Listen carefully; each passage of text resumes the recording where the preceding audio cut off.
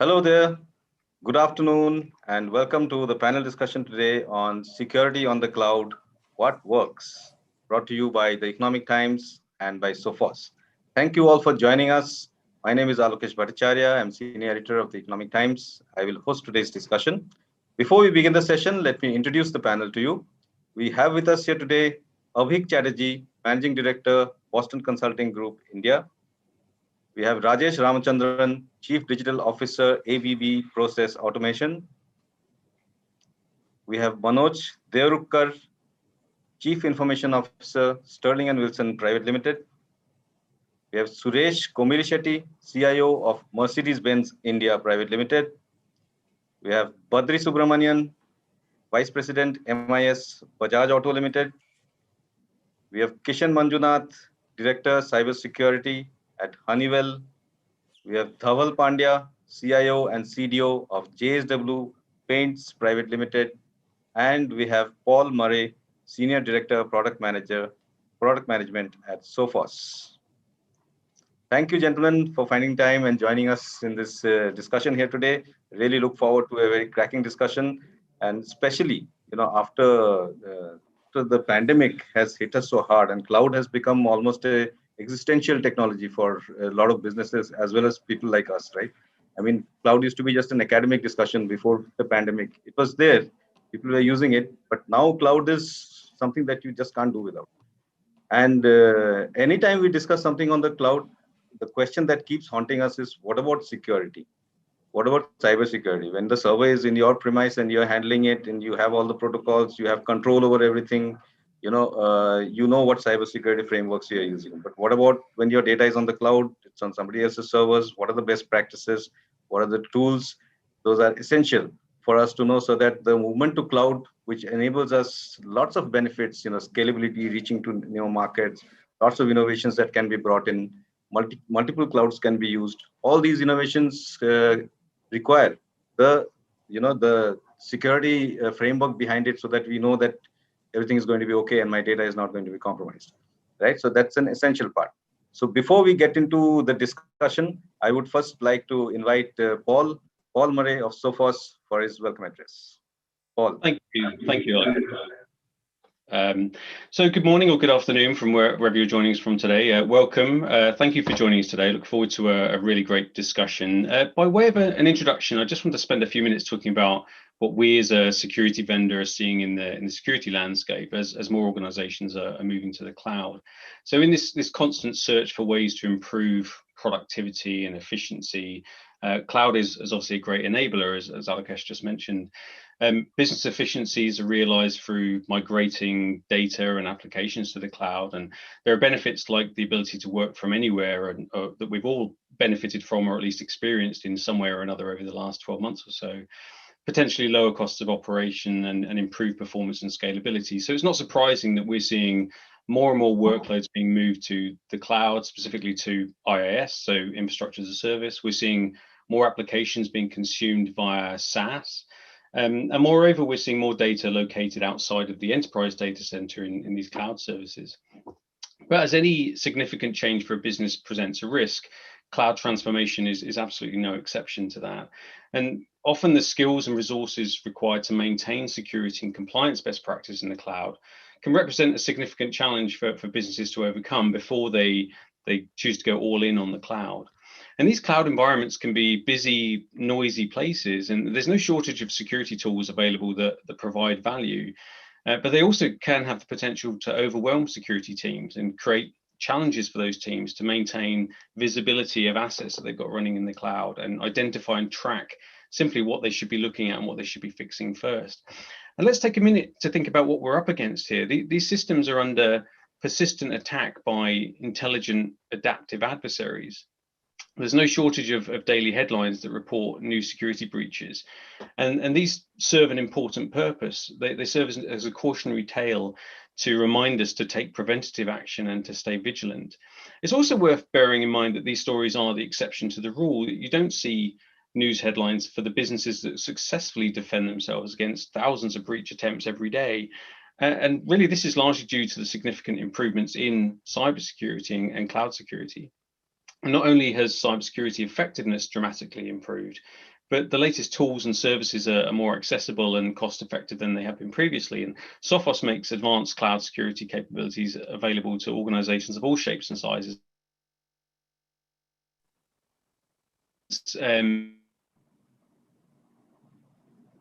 I think there's a connection problem with Paul.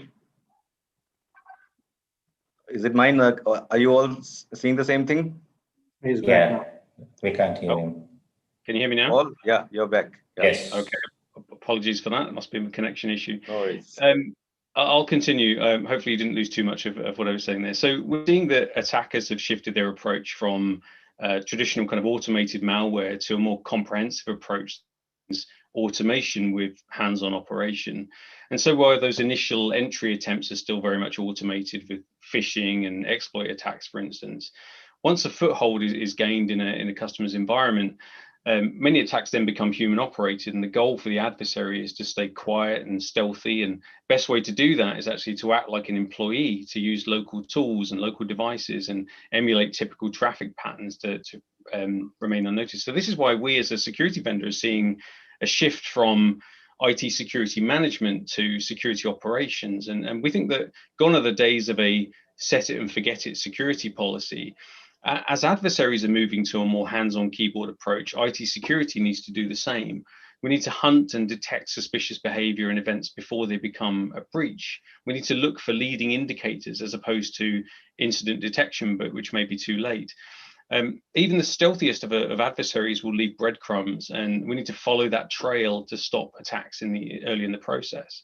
So moreover, we need a security system that combines automation and security operations to provide a unique feedback loop where security system can constantly learn and improve. So as you move to the cloud, you need to consider new threats and vulnerabilities. You need to think about how you're going to combine proactive and reactive approaches using cybersecurity tools and security operations as a system. So organizations now having to work out how to protect the data that is no longer within those physical boundaries. And now we're in a world where a simple misconfiguration of a resource in a cloud provider's management plane could inadvertently create a security hole that exposes an organization's data. So again, looking forward to the discussion this morning. Again, welcome, and Alakesh, back to you. Thank you. And the reason Paul refers to this as morning is because he's joining us from the UK, where it's 5.5 hours behind us, and it's like 10:30, 11 a.m. in the morning. And good morning to you, Paul. And thank you very much for that welcome address. Some very pertinent points you've made there. I will now hand over the baton to Obik Chatterjee of Boston Consulting Group. Obik, if you would like to set the context for today's discussion. Sure. Let me just bring out a couple of pages here. I hope you can see my screen. Yeah, we can see your folder. Yeah. Yep. Okay. So I think before we look at tomorrow, I thought it would be extremely useful to just wind back 12 months back. In fact, this was, we were actually discussing with a large client of ours on future scenario mapping. And this was a mix of public and private clients. And we were looking at what could change in 2050. You look at a few markers here, and obviously the conversation here does not start with cloud or security, but it really looks at broad macro factors around people, life expectancy up to 140 being the average, drastic change in weather patterns, obviously our ability to then be wind, etc. And then on the economic side, there are a few markers that you clearly see here. 12 months down the line, one thing is for sure that this possibility of 2050 will most likely happen by somewhere around 2030. And anchoring around some of these trends are elements around the need to be personalized, our ability to buy cars, jewelry, shopping, all of it mostly online, with the little bit of it on touch and go offline. We don't know if we'll ever get to a second phase of lockdown in India, but time will only say how the things pan out. But long story short, I think there are few things that we control in our hand in terms of our IT landscape or the OT landscape. There are a bunch of these 4 levers that we do not. but these are heavily driving the way and the nature in which the adoption of cloud security and, more importantly, pervasive data is being driven. I thought it was useful to share with you because these are really about drivers that are impacting us.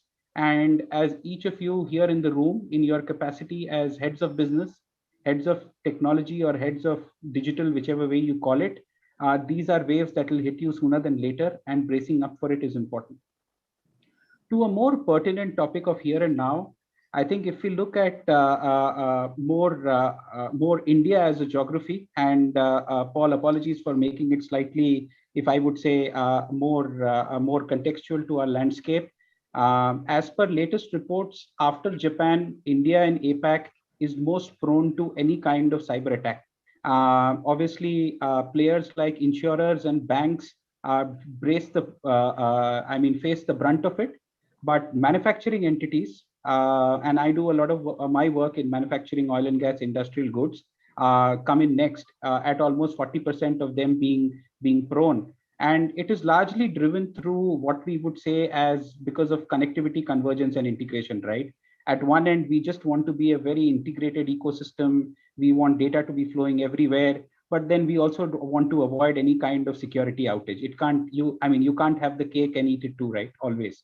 So if you look at the graphic, there are two elements.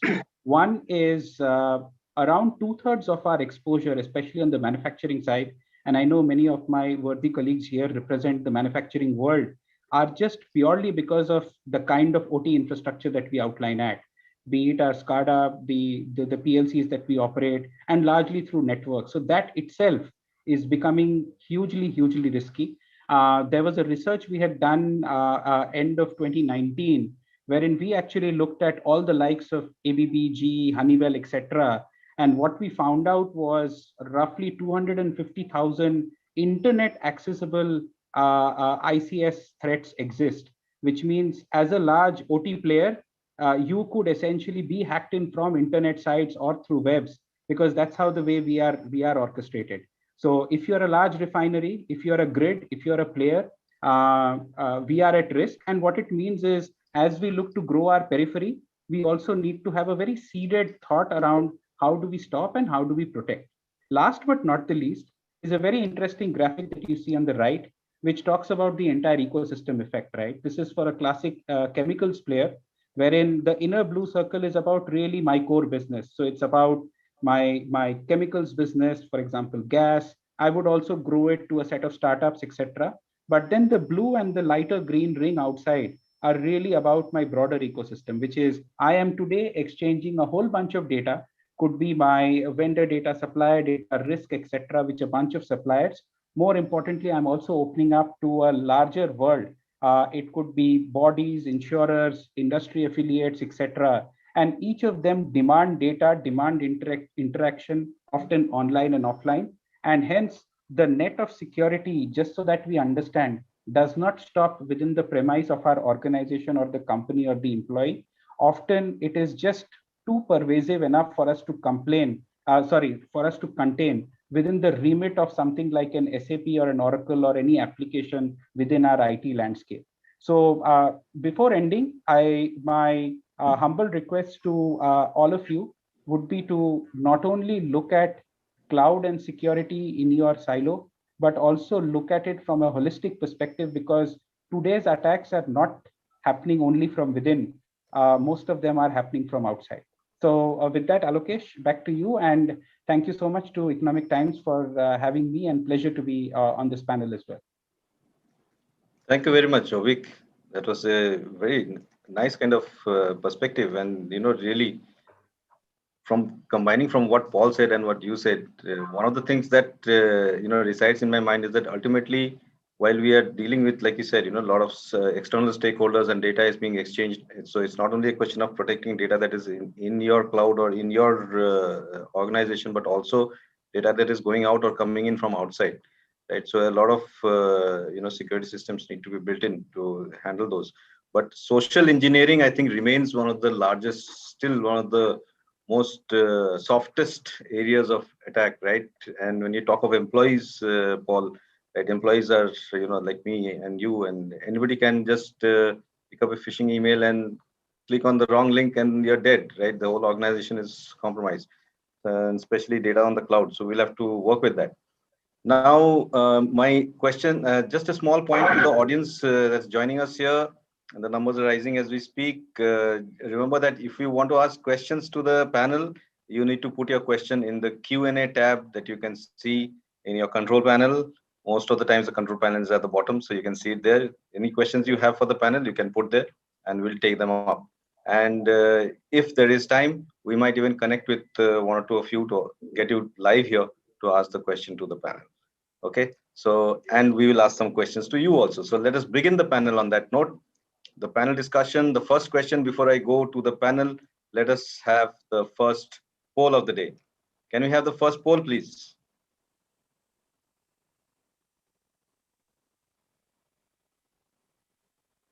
Okay, this poll is open only to the audience, and all of us on the panel can see what the reactions are. What is the biggest challenge in security on the cloud? Is it misconfiguration of cloud security settings leading to breaches, easier for attackers to gain unauthorized access, interfaces and APIs that are not properly secured, or is it lack of visibility on data stored in cloud service providers' servers? The last one is getting nothing. So it looks like everybody is quite confident of the service provider. Misconfiguration of cloud security settings is getting top billing as of now. Considering the kind of technical, is that something, Suresh? Is it something that syncs with your thinking? Because you've been nodding and smiling. It looks to me like you. Definitely. That's a clear choice in my mind. Indeed. Isn't that a little surprising? Considering that, I mean, cloud security settings, are they so complex that we can actually get them wrong? Yeah, I think the service catalogs are growing and the services are growing. And I think if we see the recent breaches, most of them are again circled around it. If you do not have a real good method of standardized services, and there is a high chance that there are different setups for each of the system, and it becomes almost impossible to manage them all together. And so that really poses a big threat for the company or for the data. So I see that. Yeah. Okay. So we are stopping the poll here, and the clear winner, so to say, is the number one. That's misconfiguration of cloud security settings leading to breaches. Interesting. Anybody has a view on that on the panel before I actually link this to the question? I think it may be seen from. Can you hear me? Yes, Rajesh. Wow. Yeah, I think the answer could be from a different dimensions of, is it cloud configuration for security from the consumption side, or even how we expose it to the data exchange that we talked about it. And I believe it's predominantly also that it's how do you effectively manage your services control with the whether you allow it for read or manage, versus also which services you allow it to the certain audience, and what you allow. Is it only you allowing the management pan or the control pan or the data pan, right? So all that really is pretty complex when you look on a multi-cloud environment. I'm not surprised. This is clearly what we see in the industry environment as well. You see that too, Badri? Yes. Yes. Thank you, ET, for inviting me over. And very interestingly, yes, that we do see that at Bajaj, which is predominantly with a cloud-first strategy, that the configurations definitely do make a specific mark on the way that you function. Most of our SAP environment that we decided in 2012 to go on the cloud are hosted with specific configuration. In recent times, we are seeing that the manifestation of the configurations around the cloud environment, and also the service providers who provide services and manage these services, need to be extremely cautious of what they configure, especially with new advent of new techniques which manifest themselves in the market space from the hacker's standpoint, or any penetration objective. Even internal inadvertent clicks on buttons may cause havoc in the environment, especially when it comes to CEO phishing mails, other terms which are being used. And I was going back to the reference that Paul was talking about earlier, that ransomware per se, in terms of the way that it has manifested itself, talks about the leading indicators that we need to actually put in place. So what it means essentially that the configurations need to actually need to be made with the right choice. Two, the internal influence on what the users must do with the information, with the training and awareness that we actually create, which is the point that you were making, Alokesh, is extremely pertinent from the actions that people need to take. It is also important that I want to probably touch upon the point of cloud configuration. It is there are certain controls which are with the users themselves, especially when it comes to cloud screens, apart from managerial dashboards, especially when it comes to HRMS and content associated with people who want to keep the administrative access to themselves, especially departments which want to display content, which want to do survey across on a larger space with users and employees. It is important that what needs to be displayed and what method need to be sought for the information to be percolated across the entire organization and the expanse. These control mechanisms, not just with the administrators, but it also lies as a responsibility with people who are using this as a channel to percolate information. Therefore, for me, cloud configuration is one very important element, but user awareness to probably do what they are supposed to do and administrators to do what they are supposed to do is equally pertinent. Right. Aval, you had raised your hand. This is a very pertinent points Badri makes. Your view? Yeah, firstly, a very good afternoon to all the fellow panelists and our audiences.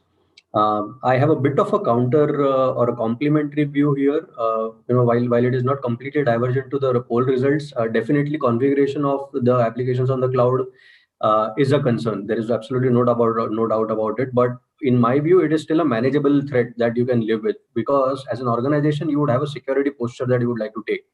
And it is always possible to evaluate the configuration whether it is in compliance to that security posture or not. I'm at least talking about the manageable and the controllable part of it. Okay.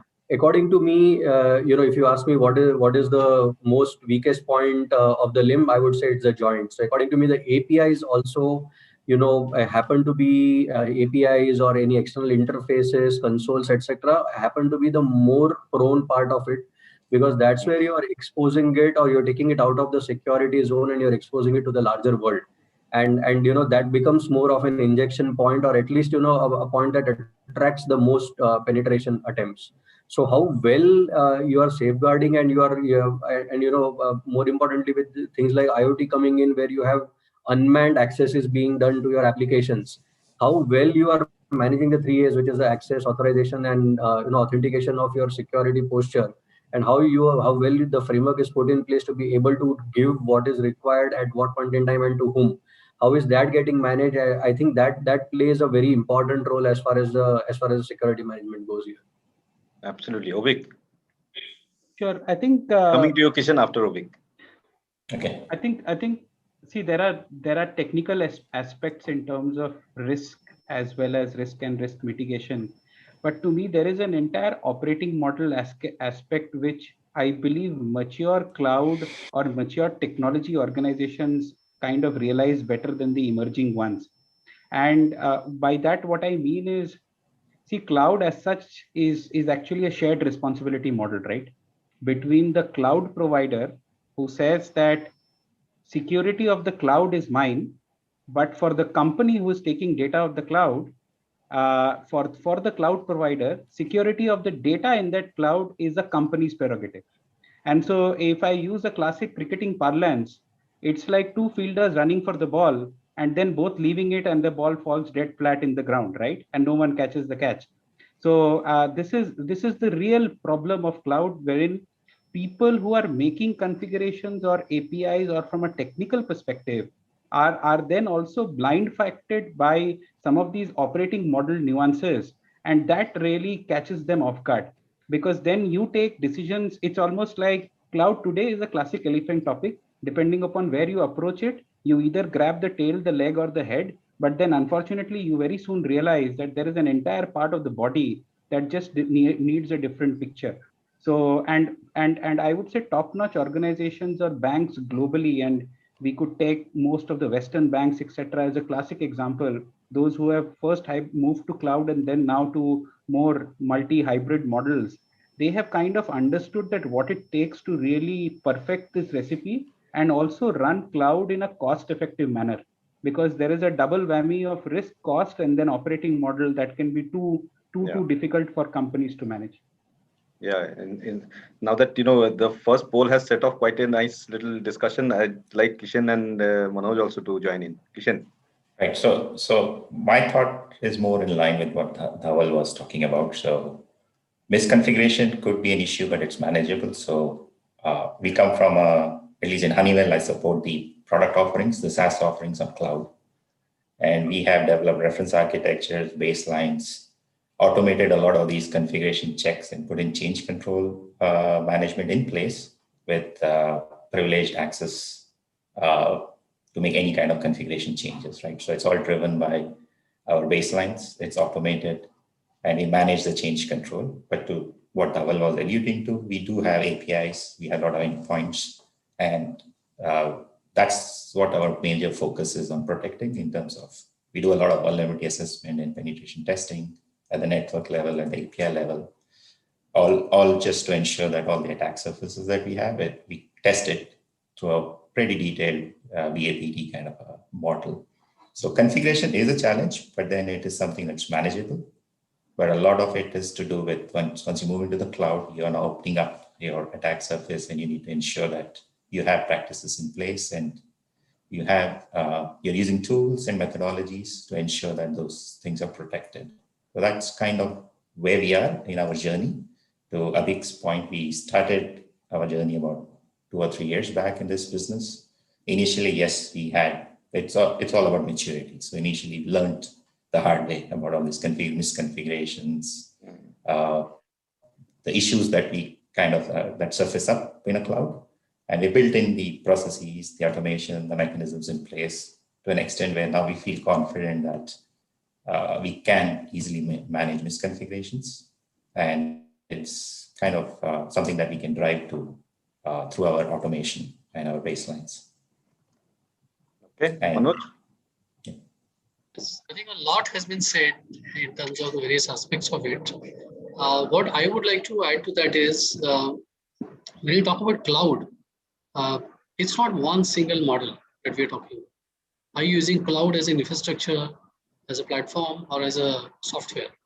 Now, very rightly, it has been mentioned the responsibility matrix for security, it changed depending on what kind of engagement you have. And if you really look at an end-to-end architecture of any particular application that is going to be on cloud, each of the points which were there in survey will assume a different importance depending upon this responsibility matrix. The last point which got list, amount of, I would say, the results which are there, the responses. Now, if you really look at a B2C application, which has got data privacy implications, even the data lying anywhere becomes a huge concern for an organization. So each of these points in the survey definitely are important, but it depends upon the kind of engagement that you have. It might assume different, different importances.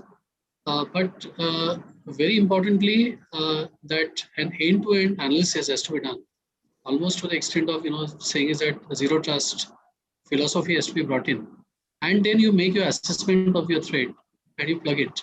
Some of them is going to be internally manageable, some of them will have to be managed collaboratively, and some of them will have to live with the best mitigation possibility.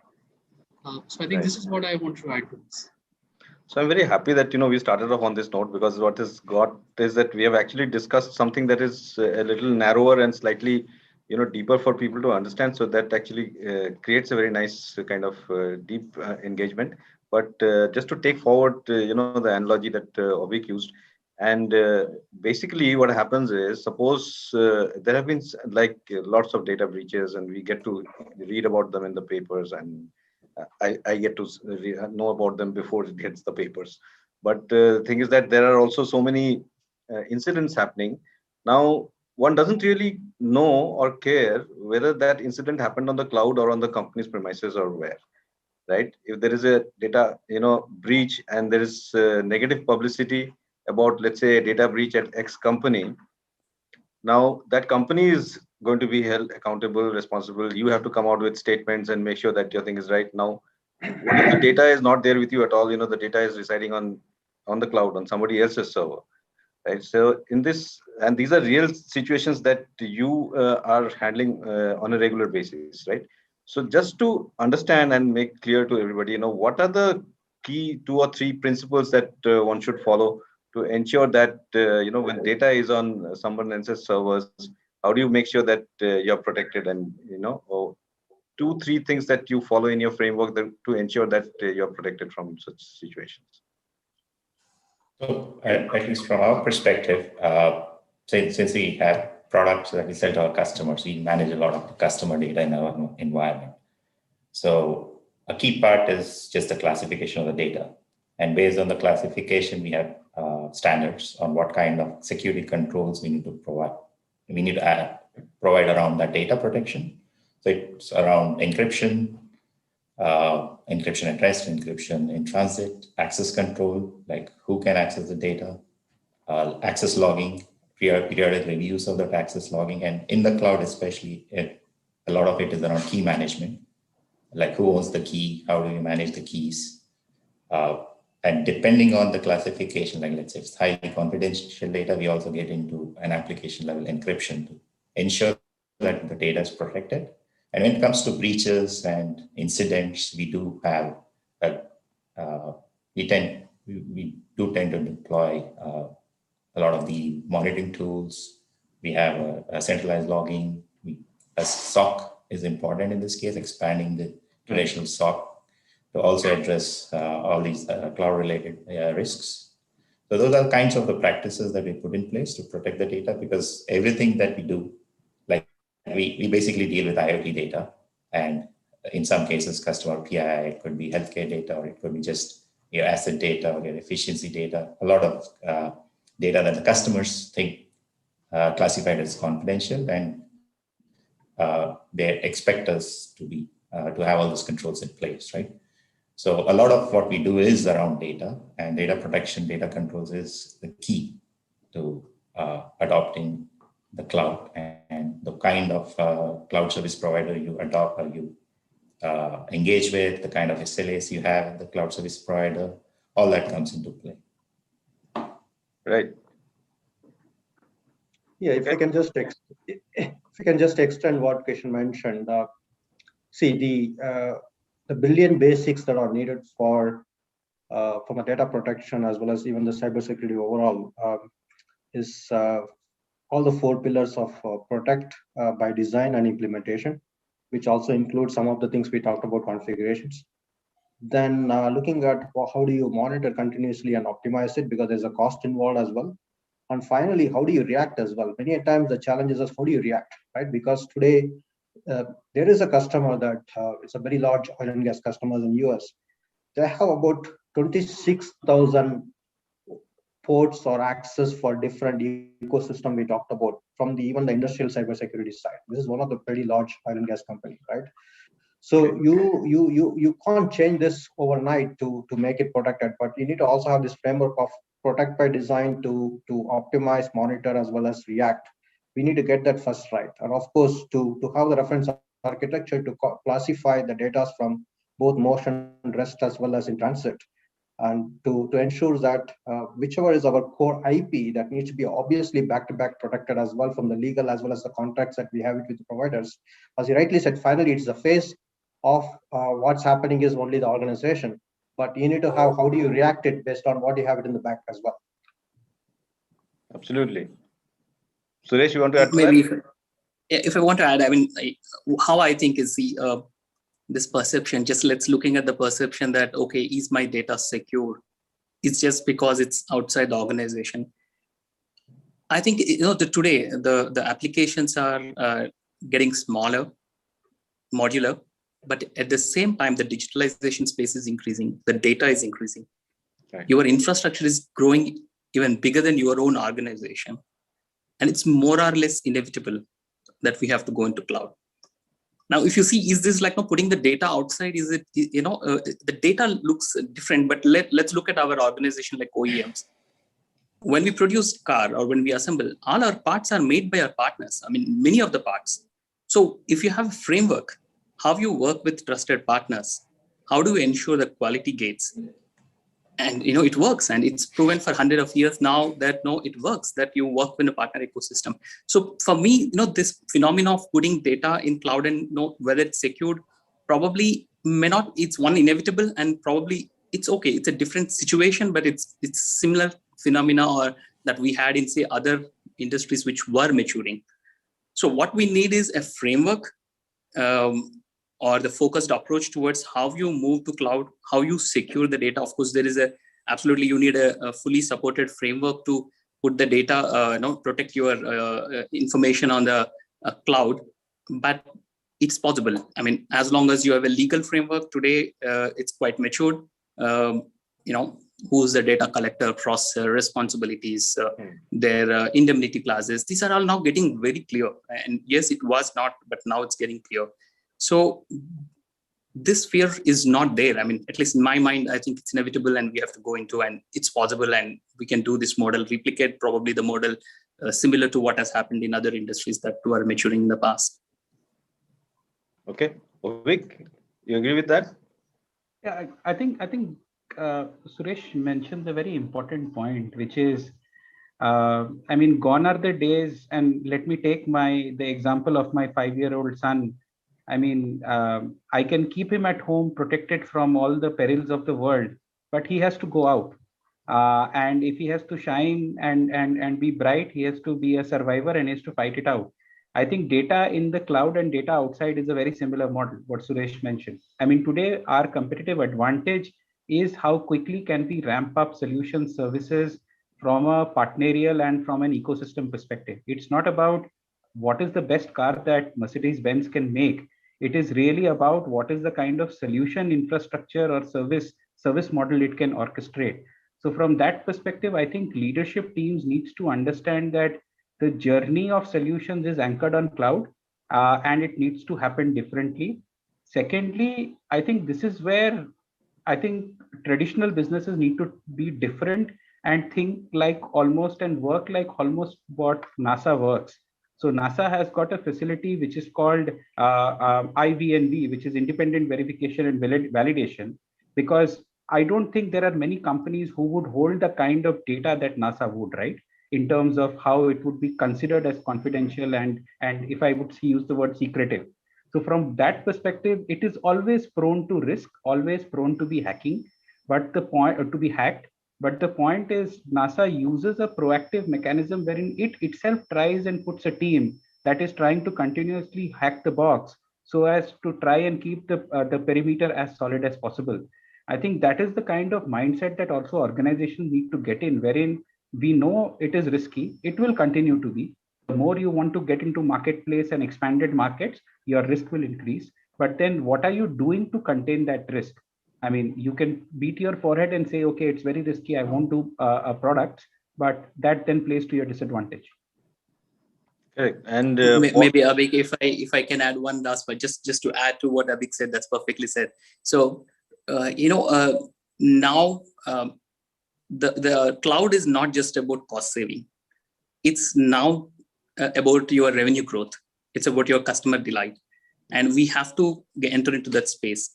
Now, when you go there, these are the benefits. When you see the view that we have to take is like any venture, a new venture. When we start, we do have risks, and as long as you have a framework and the protection, and you have a what do you call calculated or calibrated approach, we have to all go for it. If you believe in it, you need it. Take the calibrated approach, of course, very, very, very carefully. Now calibrated approach, and then enter into, and that's inevitable. Yeah. Just additional point. So, Paul, I'd like your view on this, from Sophos' point of view on this issue of what do you do when your data is not with you? What are the key principles to follow? Also, keeping in mind that cloud these days has become pretty complex, right? And cloud management itself has become pretty complex, and you need separate teams to manage clouds, multi-clouds, different skill sets, and it's become all. So the whole thing, and I'll come to this question after you answer, about having a cloud organization or making the cloud security policy part of the larger framework of cybersecurity. But your point of view first, Paul, on principles that organizations such as those on our panel and in the audience should follow. Sure. I'd actually like to take it up a level, actually, because obviously everyone on this panel are, you're demonstrating a high level of maturity, and you're several years into your cloud journeys. Abhik, I think you mentioned the shared security model, and it's not a new concept, but we still find a surprising number of organizations that aren't familiar with that. And I think you mentioned about, there's a very real risk of balls being dropped as customers as organizations move to the cloud, where if they don't truly understand what lies in their own realm of responsibility as they're moving data or applications to the cloud versus what is under the remit of the cloud provider, then they can quickly get themselves into some trouble. So I'd say, in terms of the principles, I would take it up a level and say, make sure you understand that cloud security responsibility model. So the CSPs, the cloud security platforms, provide a huge amount of flexibility, but they can't fully protect your data. They're not responsible for protecting your data, your virtual machines, your networks, your everything that you deploy on the cloud. They're responsible for the physical security of the data center and things like separation of customers' data and environments from each other's. Everything else, though, is really up to you as an organization. So the CSPs won't provide endpoint security. They'll provide you tools to help with things like identity and access management, which is obviously key. But again, it's on you as an organization to manage those tools effectively. And really, we talk about the shared security model as it responds to, as it relates to infrastructure. I think, Manoj, you mentioned around SaaS as well. And as you move across that shared security model, the roles and responsibilities change. And that's equally as important to understand, and actually makes going slightly more cloud native, if I can use that term, with platform as a service and PaaS services becoming more popular. And one of the reasons for that is because it's abstracting more of that infrastructure away from you as an organization, and therefore shifting the realm of responsibility away from an organization and more onto the cloud provider. And that's quite an attractive proposition for a lot of organizations. So 57% of the respondents on that poll said that configuration misconfigurations are a challenge, and that doesn't surprise me at all, actually, because we find an awful lot of customers come to us, and actually there's an education problem there, actually, because a lot of organizations don't fully understand what can go wrong with a misconfiguration. And now that you're not in that physical environment, you're not protected by physical controls, it's surprisingly simple for a simple misconfiguration to leave you wide open.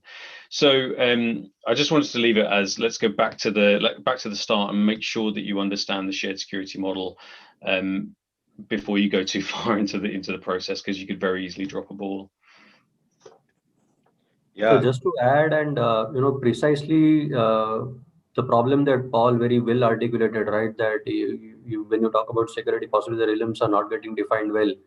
I think that's where models like SASE are coming to the fore, where they are basically looking to provide a more comprehensive approach to security, which says that, okay, I'm not worried about from where the application is getting accessed and by whom it is getting accessed and in what manner it is getting accessed, but I have a security posture defined.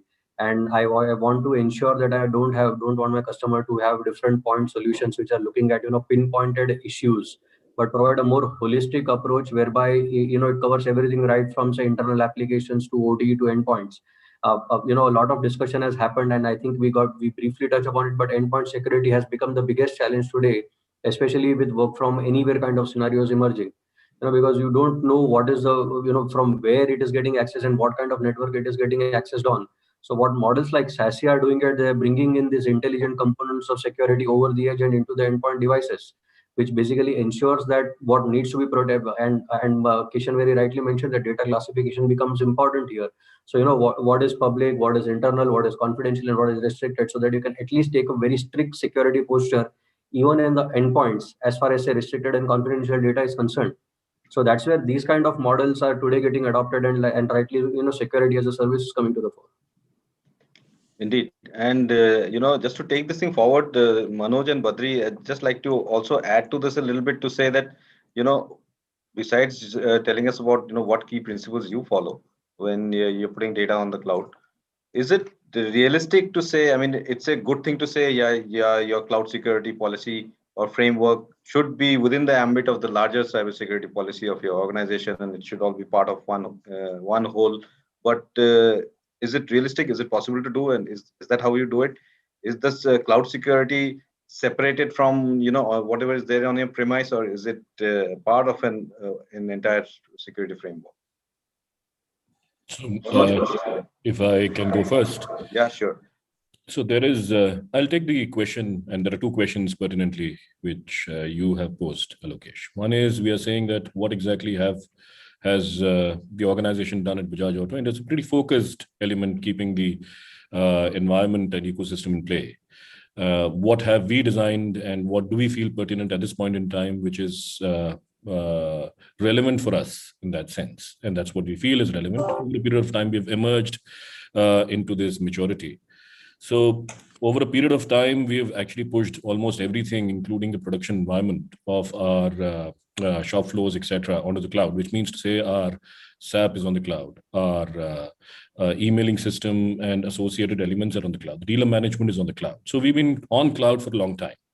And I heard Obhik talk about it. I heard Dhaval speak about it. I also have seen that we are talking about a few things which are pertinent here or very important from our perspective. We have taken a three-pronged approach, if you ask me personally. One is, how do we make it a deterrent for the user or the administrator to make a mistake? So how do we make it foolproof or idiot-proof? So that is very important, I feel.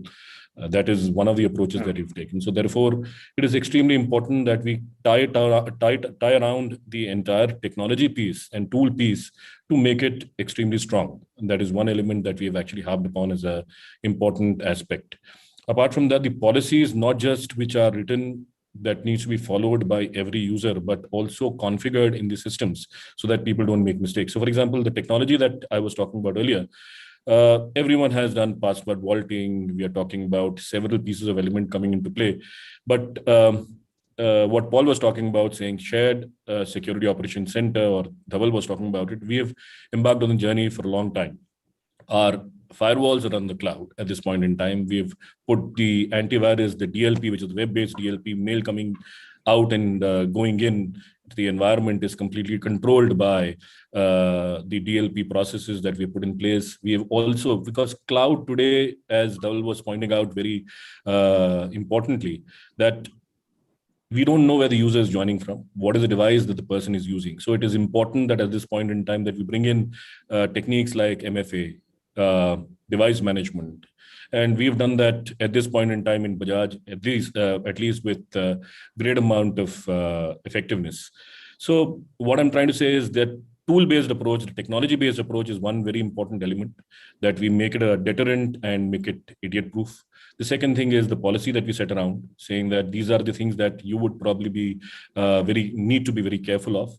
Third is the user awareness, whether be it the administrator or the user, which I was trying to talk about. And this is a very important element that Paul was mentioning, saying that we don't know what a misconfiguration on the environment, which is the first question that we're talking about, can cause. And there are certain misconfigurations which can create havoc around the entire environment. And we've seen it before, not just now, but several times over.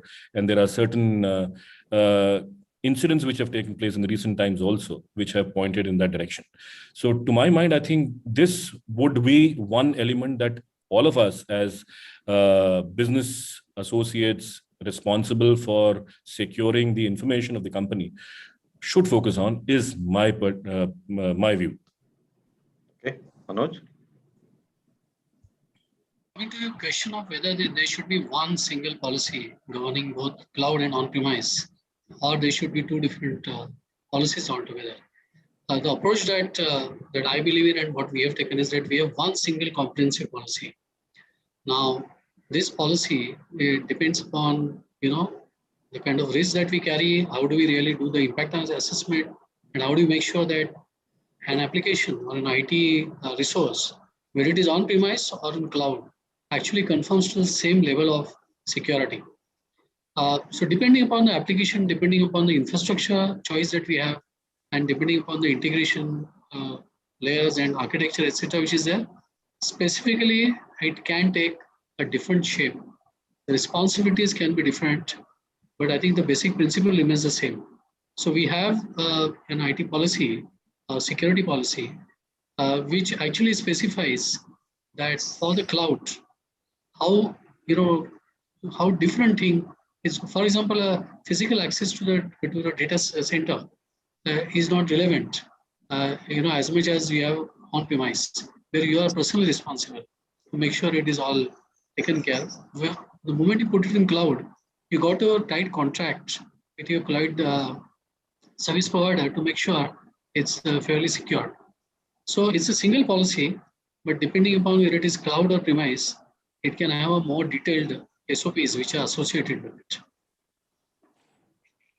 Okay, that's interesting. And in your organization also, Manoj, like there are multiple companies, right?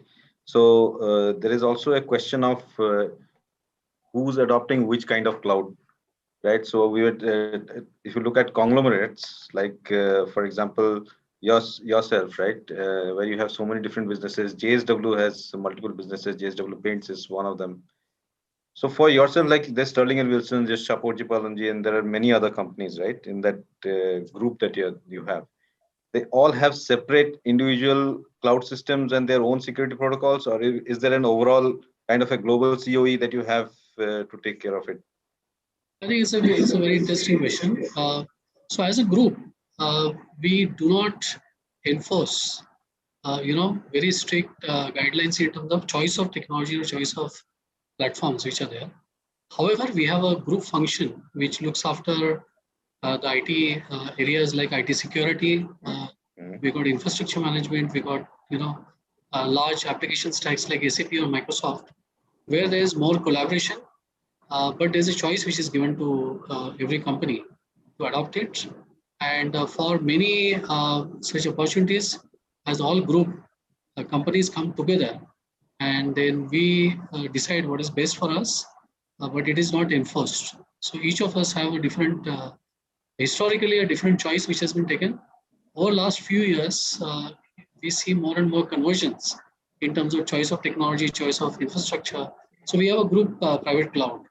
And many times, there's always a kind of a very interesting discussion that happens whether you should put it on a private cloud or you should really go to AWS or Google. And I think it's on the merits of the particular case. Group company is free to make the choice. However, there are governing principles which are at the group level, and that one is to abide by. Obik, what is your feeling? Sorry, Rajesh, you wanted to come in. No, fine. Please go ahead. Okay, I'll come to you after Obik. Obik, what's your view on this? So I have a slightly, I have seen organizations both on, it ultimately depends, especially in conglomerates, on the operating methodology of the companies, right? Many of them are very centralized, many of them are decentralized, federated. Obviously, as Manoj very rightly said, I think there is potentially a largely federated model or a slightly more decentralized model, which I've also seen in Indian privately held. But to me, and this is just my personal view, it's not about anyone being right or wrong.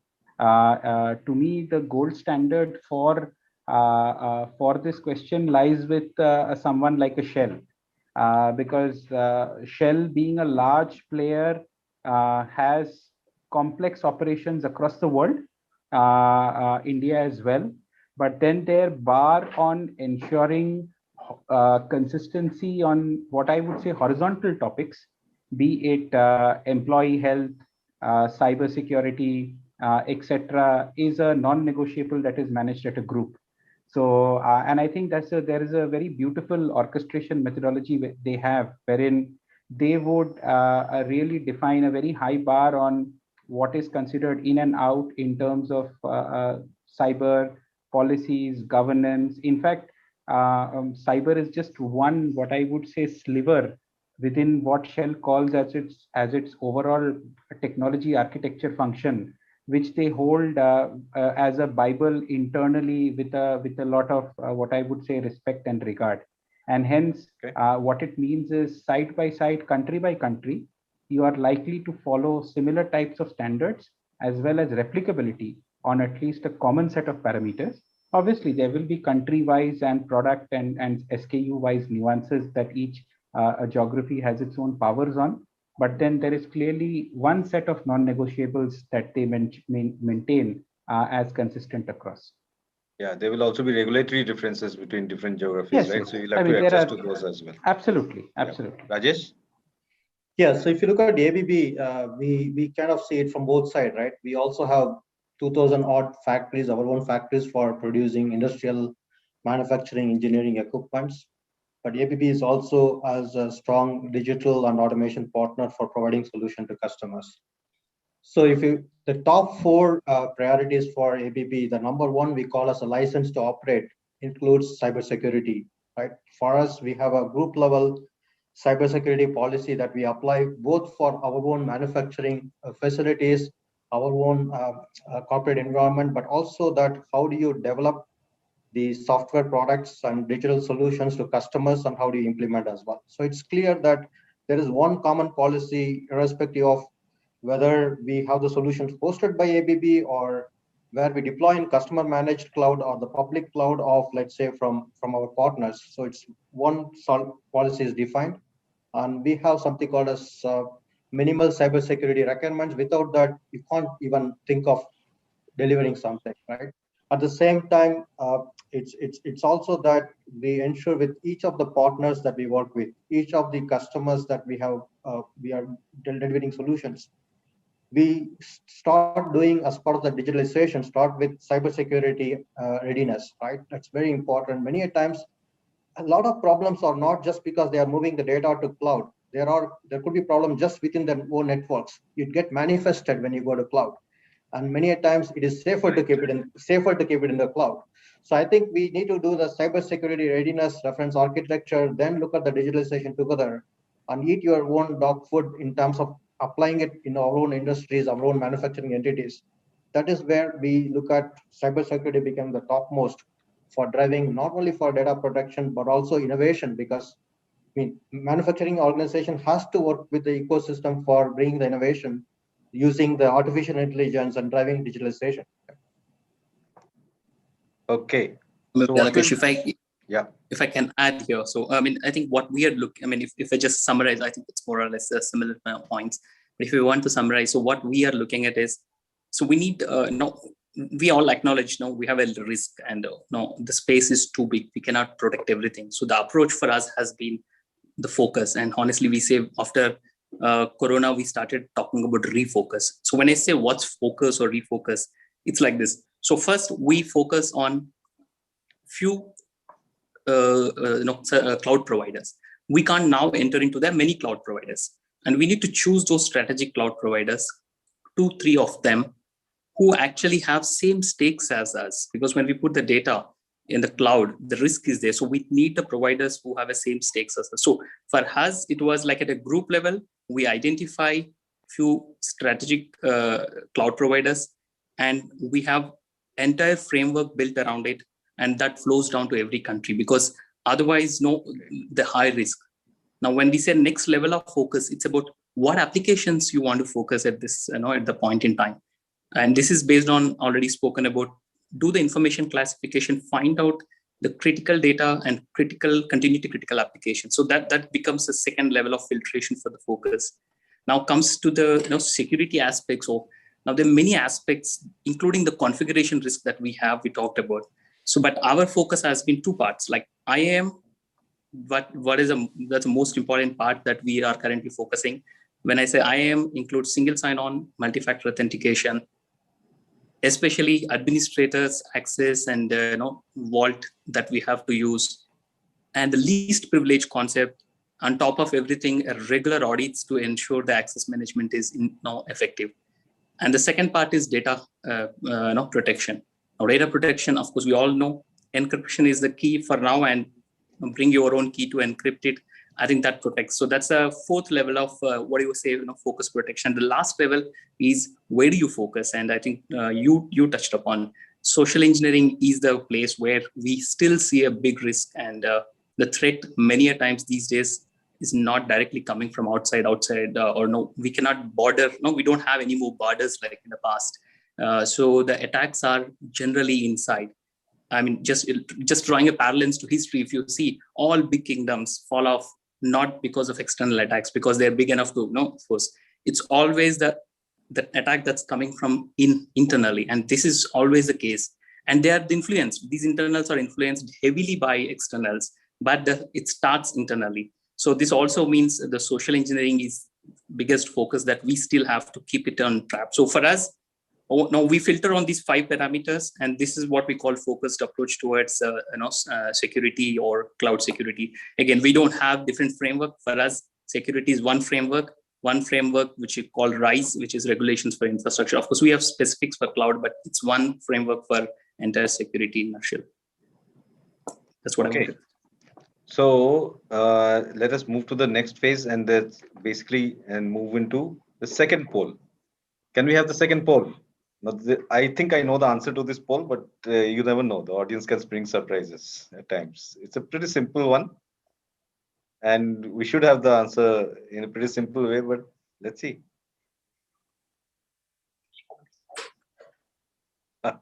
Hybrid cloud is also getting some votes. Oh, it's going over public cloud. What do you think of that, Paul?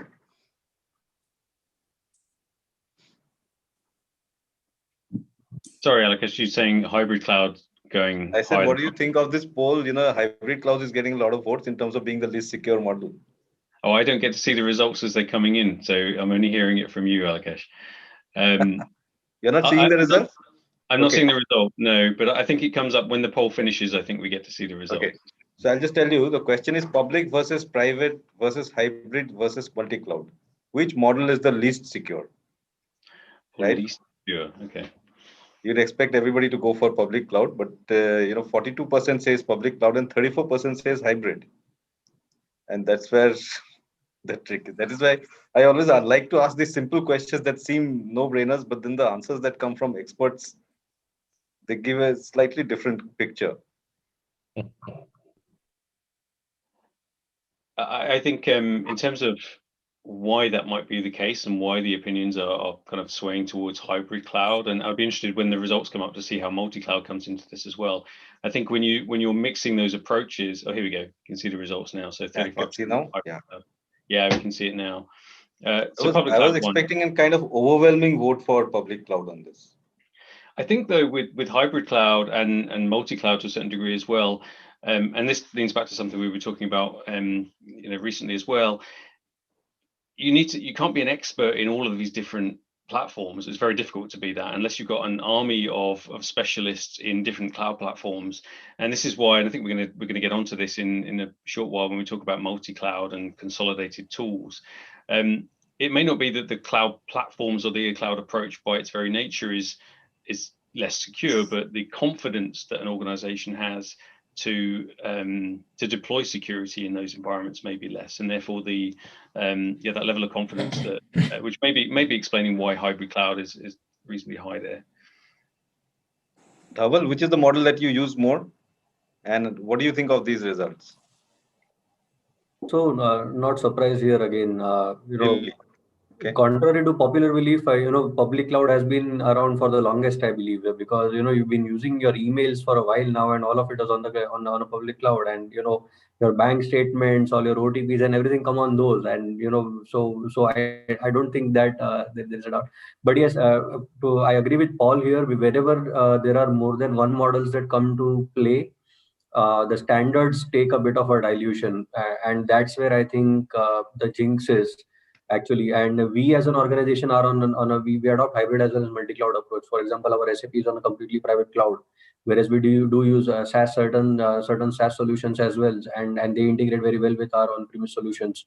So that's where I even what I alluded earlier, whenever there are joints, that's where there tend to be leakages, and that's where the opportunity lies in terms of compromising. So I am with the poll here, Alokesh, and my opinion is in sync. Ovik has got a very right smile. Ovik? No, I think I would tend to agree. clearly that public cloud is, I mean, by a small factor, is slightly more risky as compared to the private one. And that is only because of the fact that, I mean, the access to my box versus where the cloud is travels through a wild, quote unquote, wild terrain that I don't know where it comes from. The advantage in private is I just know that the pipe connects from A to B, or the joints, as Dhaval said. So I just know that the joint and the diagram of the joint moves from box A to B, and there is a better physicality view of that. Versus in public, it's like the front of, it's like the face, but then I don't know where the back end is. So whilst there are checks and balances on the back end side, I think the risk is obviously marginally above than what it is there. But today, there are enough and more players who are also trying to ensure that public cloud is safe to negotiate and navigate based on the kind of data that you have and the kind of certifications that people put in place. So it is not as bad as it is deemed to be, but it is definitely slightly more riskier than the private proposition. But at the end of the day, both are prone to cyber hacks and attacks. So it is not that private by a long margin is more safer than the public one. Yeah, because I've been hearing a lot of talk about how hybrid cloud is the best model to go for enterprises. And if this is Just the to thought add to what Abhik said, I think the perception also gets built purely because of the ownership of the data. Right, with public cloud, you tend to feel that there is absolutely nothing that's in your control. It's completely being controlled by somebody else. Whereas on hybrid, you tend to feel that okay, I know this place. Like you rightly mentioned, I can grope my way around this because because I have a map to use. So I think it is also not completely misplaced, but yes, I think the clarity on where the data is getting saved and how it is getting saved also plays a major part in this, more than the physical infrastructure that would be put in place or the software applications that would be put in place to safeguard the data. More so a fear of unknown, as I see it. Absolutely. A little more from you, Kishan. Just wanted to understand also, in terms of, if you were given a choice to start all over again and start a new cloud environment, which one would you go for, as thinking that this is probably the least hassle, and least in terms of, at least there is less chance of data breach? I generally don't disagree with the poll results. You do? Okay. That's what we do typically. Yeah. We basically try to standardize on one or two cloud service providers, and we rely on the kind of controls they have in place through certifications and other things, and where the data centers are located. So the key is, and then based on the type of application, like if it's a SaaS offering that we're selling to customers, we have standardized on a CSP and regions where we deploy it. So that's how we kind of manage our risks. And for certain IT kind of applications and pilots and things, we also have other CSP choices, another CSP choice, more from a cost perspective, right? And that's how we're kind of managing our risks instead of being multi-cloud and trying to spread our resources thin across these various technologies. So we have expertise in two cloud technologies, and that's where we focus our efforts on. So that's how we're kind of managing it. And when you go to, like, if you're doing business in China, then obviously you have to tie up with a provider there to help you deliver those offerings to the Chinese customers. Similarly, if you're in Middle East. So there are variances depending on the geographies that you serve in, but we tend to work with just one provider in those cases to help manage the risks and also build expertise around one area and protect it. And it's possible for us to do that because in Honeywell, the security group is a centralized security group. So we define the security for across information security, product security, physical security for all of Honeywell businesses. So we drive it centrally, and businesses can then layer on top of it. So if you're an aerospace business, obviously it will be driven by certain other Department of Defense regulations you would add on top of it. So that's how we are able to manage just focusing on one or two providers and building our controls and expertise around it so that we can protect ourselves from a security perspective. So basically, don't spread out too much. Don't go for multi-cloud. Focus, keep it all with one guy. But is that right? That's the approach you have. Is that the approach you would also go with, Badri? Or would you go for a multi-cloud environment? You have multiple CSPs and protocols to protect them. The way that, as I was saying earlier, that we have this perception of the cloud being insecure. So that is bound to be, that will continue to be, because it is outside our control space or controllable space. And that's the perception that we'll always carry. In an environment which has very limited players and very established players, we have few players giving you that confidence that the data which resides in their data centers, who are the cloud service providers, would be safer. Now, from a approach perspective, I think it is pertinent to see what really works for an environment. Obviously, the private cloud, which is controllable and far much more efficient, wherein the devices around in the periphery and around the borderline, if we are in a position to protect the access control, would be the far much more effective method to ensure that confidence in deploying solutions and applications. But given a choice, and given the fact that there are these large players, established houses, which have been providing data security services over and above the data center operations per se, especially Azures of the world or Googles of the world, or let us say the Amazons of the world, there is a large play in terms of security that they automatically build in. So we have actually, embarked on a journey wherein we are on a multi-cloud environment. We also have toyed with a private cloud. We have ensured that the enterprise software, which is running our production houses or production spaces in our shop floors, are on a private cloud. But at the same point in time, when we take a look at the confidence that we need to build for most of the public-facing applications, I think with an amount of caution, with tools and technologies like CASB, with SOC and so on and so forth, models that we have built around, we have gained fair amount of confidence of deploying bespoke solutions and applications on the cloud in a multi-cloud fashion. So it has worked for us at this point in time. We have a complete know-how as to what is happening. And I would probably go in for a private and a multi-cloud scenario, because over a period of time, I would probably see that it is better to place, the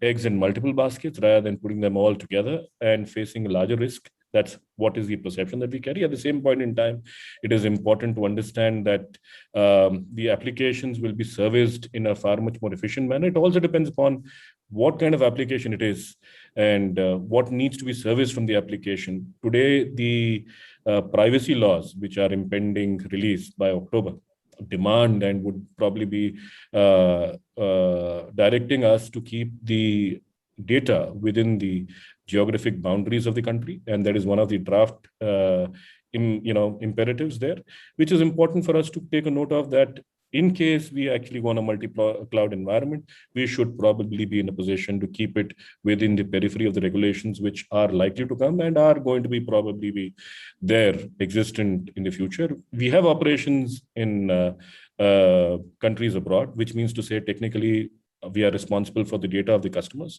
So therefore, to that extent, we are bound by regulations in those countries, and we have to keep data within those boundaries as well. So therefore, we have to see what kind of application it is and choose a multi-cloud environment for many of the application deployments, which are specific to zones, organizations, business lines, and so on and so forth.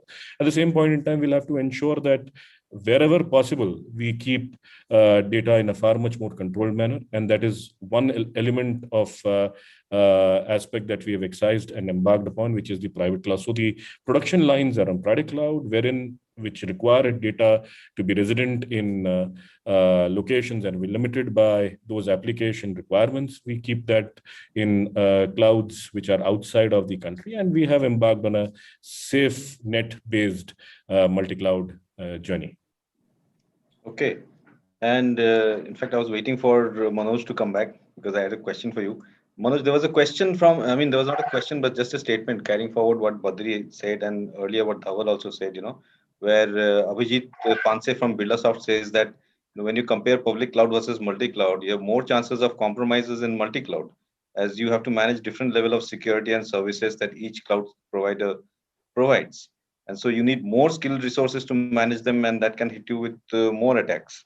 So better to stay in one place and not fiddle around too much with too many CSPs, which is something that Badri doesn't think is a good idea. Badri, you are suggesting that multiple providers and spread the risk, right? That's a better option. It is a better option, but it also a business driver to it. So we need to be very balanced in terms of our thought processes, because it is important. What is contextually correct is what needs to be employed. Correct. So Manoj, what is your view on this? We are operating in the multi-cloud environment. And the reason that it has been so is because of the fact that, let's say, exactly what Badri said, my enterprise applications typically tend to be on a private cloud because we are quite worried about the data security and position of data, etc. There's so many other applications like HRMS, the travel and expense management. They are on it's a SaaS model. It's on a public cloud, multi-tenant cloud. We have certain digital, very, very core digital applications. We did the evaluation of various clouds, and we found that the tool set which is given by a particular CSP was more suitable for building those kind of IoT-based applications.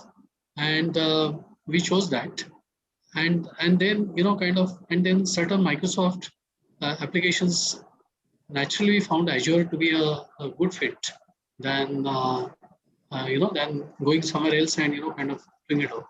So it just evolved to be, very, very different, multi-cloud environment. What we are ensuring is that the security standards, which are being followed by each of them, with a proper responsibility matrix, these are consistent. And, there are VAPTs which are being done to make sure that there are no vulnerabilities which are left out. And slowly we are moving to, security by design as a philosophy, which starts right from designing a particular application which is there. There's also one more, kind of element which is there, is that moving any application from one cloud to other cloud, obviously there's a migration process which is involved, which takes, enterprise resources as risks and so on and so forth, which is there. So there's also an inertia, which unless you found something to be really very beneficial to move, either in terms of a much better security, a much better, integration architecture, or there's a clear economic model which is behind there. Usually the organizations do not really push themselves to change and consolidate on one particular environment. So I would say intuitively, having a multi-cloud environment inherently is a bigger drain on your resources and also more complication which is there. But at the same time, practically, it may not be possible to have a single cloud for all your applications and manage it, very, very effectively. So I think many organizations tend to take a view which is diverse on this. And I think over a period of time, you must have a roadmap to make sure that your all your IT infrastructure is going into in a planned manner, most suitable cloud environment. So you may not be able to do it immediately, but over a period of time, you must have a roadmap. Okay, so we've got about 10 minutes left. Suresh, yeah, make your point. Exactly. So I just now agree with what was said just now. I think, see, when we talk about the private versus public, I think I personally think public being high risky is more of a perceived value, and the difference is quite less, because in both private and public cloud, we can apply policies uniformly. So the risk difference is very, very small, but the risk is incremental, significant when we go into multi-cloud. But is it means we stay away from multi-cloud? In my mind, no, that's not going to happen. So what if, at least our approach has been, while we focus now on the strategic strategic providers, cloud providers now, it's very clear, and we acknowledge we need to go into multi-cloud, but we need a preparation.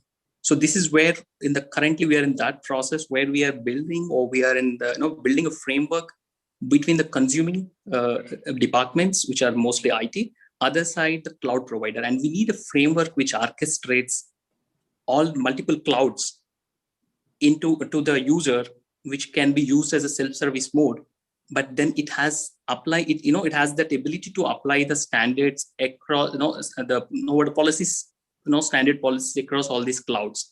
And this framework is essential for really moving into cloud, multi-cloud. But moving to multi-cloud, we acknowledge it's required, and I don't know if we can go away. I think so much was said. It's not practical that we get stuck to one, and none of us also want to get stuck with one supplier. No, we don't want to get stuck, lock in. So it's essential then. Yeah, indeed. And like I was saying, Rajesh, you have raised your hand. Yeah, I was also saying that, look, it will be completely not a choice of choosing one or other. It will be inevitable, because if you look at the basics, where do you want to go cloud today is for your business innovation with ecosystem as well as economics of scale. For both, based on what Manoj said in the beginning, whether we use cloud as an infrastructure as a service or a platform as a service for your digital innovation, or looking at the SaaS for bringing business innovation, based on that, you will end up in having a hybrid and multi-cloud anyway, right? Whether we know it or not. So what's very important to choose within those three buckets, what should be our focus. I agree that don't choose multiple PaaS providers, select few and try to contain. Same as select on your data classification for hybrid cloud on what should be in our enterprise IT versus what should be in the infrastructure service. And of course, the SaaS is clearly driven by how you put your certifications along with the SaaS, and how do you define your access points for utilizing the value of the SaaS applications. So there is no question about you choose one of the other. It will be going to be all the three, right? You need to have your policies and management and tools for addressing all the three. Correct. In fact, like I was saying that, we've got just about 10 minutes left, and I was going to come to you, Ovik, because from Ovik and Paul and from Rajesh, I really wanted to also understand a little bit about, the zero trust model has been spoken about quite a bit now, because access control and identity. I mean, access control is difficult enough even within a LAN, right? I try to share a file with some certain degree of permissions, and there is a whole lot of complexity that comes in. Access control on the cloud and identity theft, preventing that. These are huge issues. You want to just comment on that? What are the best practices there, Ovik, and then Paul? So, see, I think this is like the answer to this question is like old wine in new bottle. Most of us would have built a career of doing large programs in SDLC, wherein we would have done the role-based mapping of people based on their business role and RACI matrix, etc. I think the only change that has happened is today that Excel has become a multi-dimensional table, and hence it is very difficult to complete it at one go over sitting in a workshop for 3 hours, because the partners are so many, the risk points are so much more. Long story short, part of this answer is clearly linked to a very strong identity management, persona-based risk strategy that a company defines and identifies. And honestly, today, except for some of the companies who are mandated to do so more from a regulatory or compliance perspective, others, and I can definitely say from an industrial perspective, most of my industrial colleagues that I have seen across the region, and I'm largely commenting on developing economies here. I'm not talking about more of the Shells, BPs, the Rio Tintos of the world. wherein the levels and the standards are slightly different. And Paul, you may definitely allude to that. But if I talk about our region, subcontinent, etc., we do not spend a lot of time or quality time thinking about those frameworks and framing it well. Our frameworks for risk and security and access management, identity management are still very much anchored into the traditional applications and the traditional softwares that we run and drive. But as I was mentioning, I recall also Suresh mentioning it earlier, our new suite of products and services are much more externally facing. They are including many more partner layers in there. Our architecture and risk mapping many places does not cover that appropriately. We are typically in a rush to launch a product and a service in the market, and hence it is like you want to be agile, you want to launch it, you have a business force and pressure, so you get it out. But then later, 6 months down the line, you realize that oops, there could be 3 specific gaping holes, and they could be related to certain types of data issues. It may not happen in pharma because there are certain pharma protocols and doctor-patient data. So that, for example, I serve a pharma client, and I know we are very specific and pricey about. But in other businesses, unfortunately, that is not the bar that is set. So it is just a holistic view of how it is. And I think number two is it honestly has to be an evergreen document, because many of you here run large technology estates for your companies. I'm sure you are seeing that entire estate evolving in every 6 months, in every 3 months. And hence what you define in Q1 may change by Q3 or Q4 in terms of your risk exposure and risk appetite. And I think from a operating model and from an overall strategy perspective, there needs to be a finer refresh that happens, and obviously looking at the overall picture. Paul? Yeah, I'll keep my response quite brief on this. I mean, the concept of zero trust, least privilege, it's obviously sound concepts to control access to cloud resources. But this, in my view, really needs to be considered from the ground up and very carefully monitored. Cloud providers are actually providing very, very flexible, comprehensive IAM controls and capabilities, and these can be very, very effective if they're used correctly. But from our experience, from working with a lot of customers in this space, it's actually very, very easy to get yourself into quite a mess, and organizations actually lack visibility of exactly what that structure looks like. What IAM users have access to which services and resources and with what privileges. How do they have access? Do they have access because they have a direct policy assigned to them, or is it because they're a member of a group, or is it because they're assuming a role? Do they need that level of access, or are they overprivileged? And then quite often the way in which an organization has structured that means that there's a potential to really things fall down like a house of cards if you make a change in terms of access privileges. So that's why I say it really needs to be considered from the ground up and then closely monitored. And this is such a challenge that there's a whole new emerging sub-market segment around this, and Gartner calls it CIEM, Cloud Infrastructure Entitlements Management. And there are new products entering the market that focus on this area alone. That's how much of a challenge it is. And just a quick pitch that as part of our cloud security portfolio, our CSPM, our security posture management solution, includes an intuitive IAM visualization tool to help you understand those relationships. But back to the beginning, I think it's a sound concept, and one that organizations are embracing. But a word of caution to really keep a very close eye on how those users, roles, groups are related to the services and the resources and the privileges that they have. Rajesh? See, I mean, to extend that, if you look at from our industrial IoT digitalization and industrial manufacturing side, zero trust is clearly a mandate now, especially because you can imagine with COVID and pandemic, we have the remote collaborative operations and remote digital services directly talking to the controllers who are just next to the physical processes. We are talking about life of people, not about information leakage, right? So the zero trust model on every endpoint access, every access to our partners, every access to how do you enter into the different network levels on industrial IoT, it's super important. And for us, for every customer, before getting on to, especially in last 10 months, is that what's your zero trust model that you have it to be able to, we can leverage it for moving into digitalization. Otherwise, that becomes as a fundamental bottleneck. So those, it's starting from automating the configuration to ensuring your brilliant basics on malware to looking at your access points and IAM. All that clearly needs to start with zero trust of anybody who is going to access internally or externally.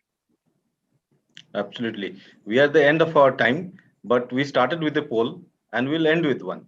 So can we have poll 3? We will not have a debate around it, but it's just a simple question to ask the audience, and I'll tell you what it is as soon as the poll gets over.